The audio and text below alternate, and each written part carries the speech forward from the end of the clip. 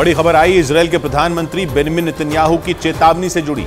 Netanyahu ने चेतावनी दी कि अगर इजराइल इस जंग में पिछड़ जाता है तो हमास का अगला निशाना यूरोप के देश बन सकते हैं। उन्होंने दो टूक कहा कि यूरोप के देशों को हमास के लड़ाकों से बचाने के लिए जरूरी है कि गाजा पट्टी में ही उनका सफाया कर दिया जाए।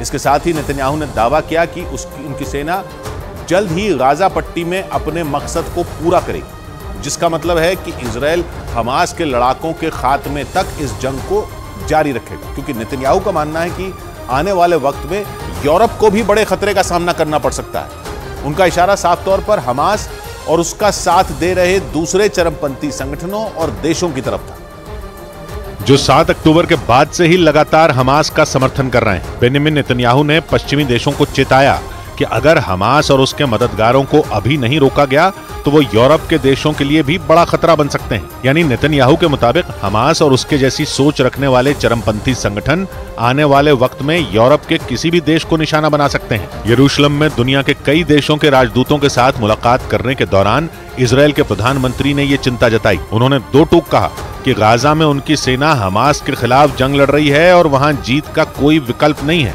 जिसका मतलब साफ है कि इजराइल गाजा को जीतने के बाद ही ये जंग खत्म करेगा और जब तक वो अपने मकसद में पूरा नहीं हो जाता तब तक उसकी लड़ाई जारी रहेगी।